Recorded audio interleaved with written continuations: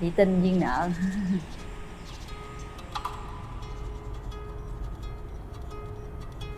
Lần đầu tiên mình sang Singapore, anh ấy dắt mình đi giới thiệu đất nước của anh ấy.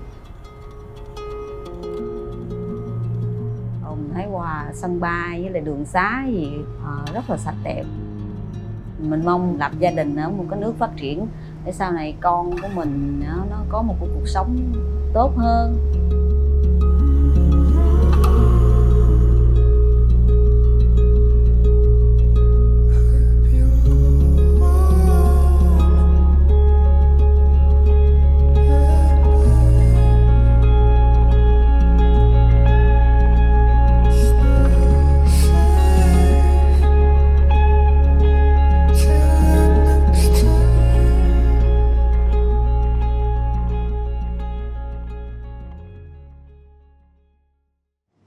Mình tên là Nguyễn Thị Cẩm Nhung, quê của mình là ở An Giang.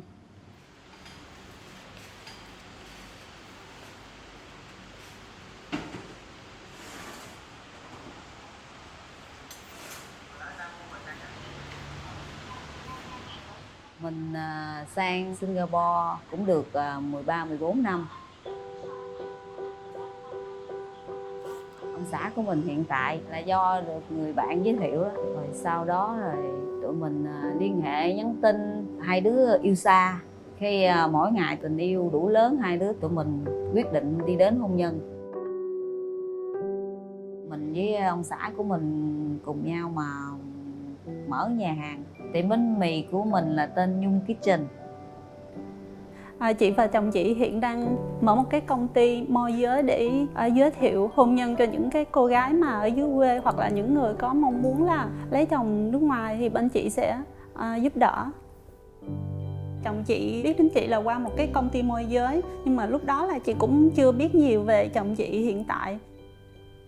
Chị cứ nghĩ là đơn giản thôi, mình cứ lấy thì tại vì mình đâu có biết trước chuyện gì đâu. Quan trọng là người ta tốt với mình thì hạnh phúc cũng sẽ đến thôi. Giống kiểu như là duyên nợ đến thì giống như là chị đi thôi.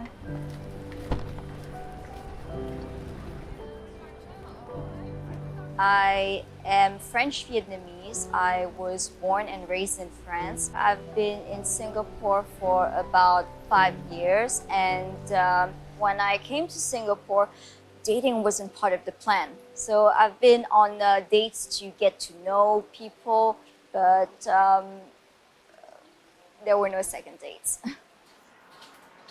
Hey Mark, hello, you busy right now? I'm not busy. Okay. Dating in Singapore, I think that the dates I've had, the guys paid a lot of attention to how they present themselves and how they carry themselves. Okay. Oh, beautiful, thank you. So small gestures such as holding the door or pulling the chair, regardless whether I was in a relationship with them or not. It was definitely a bit of a culture shock for me, I think. Yes, that is a foodie now.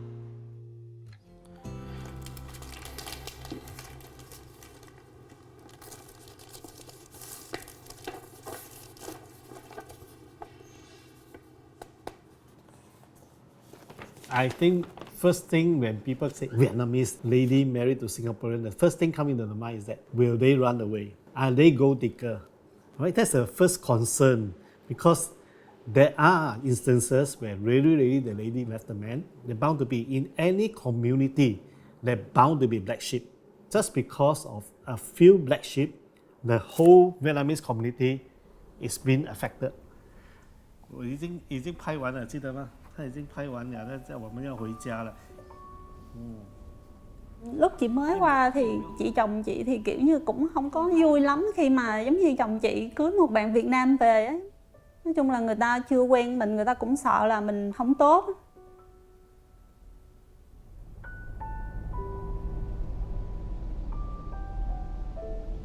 Now it makes more sense why I didn't go for second dates with a lot of men. It's because I think that they wanted me to be their stereotype. They wanted me to fit into their stereotype of how a Vietnamese woman in Singapore is supposed to act. Previous generations, yes, they did shape Singapore's image of Vietnamese women. but you don't blame them for the decision that they were making because they were thinking of obtaining better opportunities for their children in the future.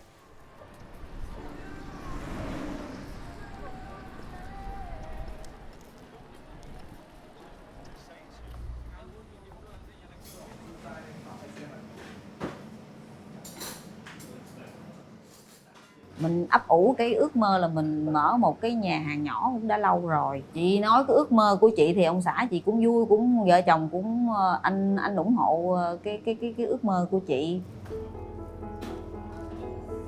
Lúc mình mới mở ra thì mình gặp vất vả cũng rất là nhiều, nhưng mà anh cũng ở đằng sau, anh cũng luôn chia sẻ với vợ cái cực khổ.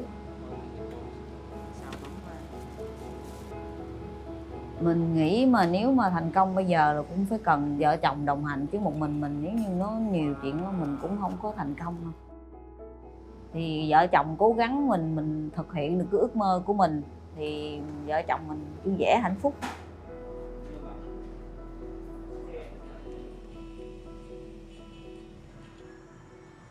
Hiện tại mình có được một bé trai, con mình năm nay 12 tuổi.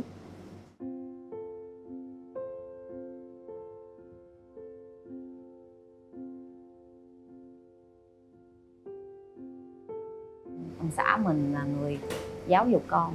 Tại mình là người nước từ Việt Nam sang bên đây thì cái giáo dục thì nó cũng hơi khác nước mình. Thì anh gánh cái trọng trách giáo dục con. Who said? You tell me. Myself. Bé chỉ thích nói tiếng Anh thôi. Mà bé giao tiếp với mình thì bé giao tiếp bằng tiếng Hoa. Khi mà tiếng Việt thì mình chỉ dạy được vài câu. Tại bé nó nói mẹ ơi khó quá.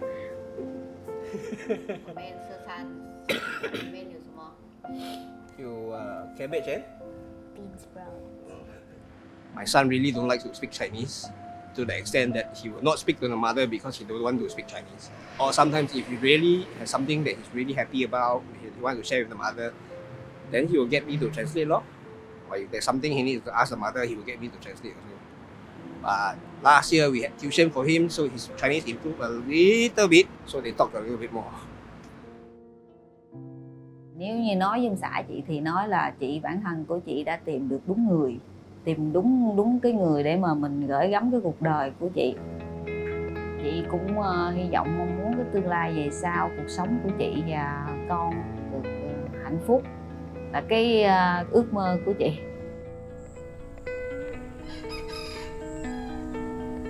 Nếu mà thời gian được quay lại thì chị vẫn sẽ quyết định kết hôn với chồng chị và theo chồng chị qua Singapore. Chị rất là hạnh phúc với cái quyết định của chị.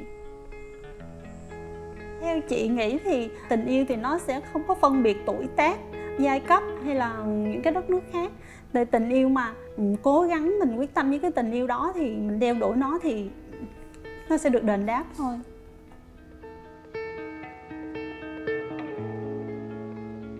It would feel nice to fall in love again, to develop a crush and relive that excitement.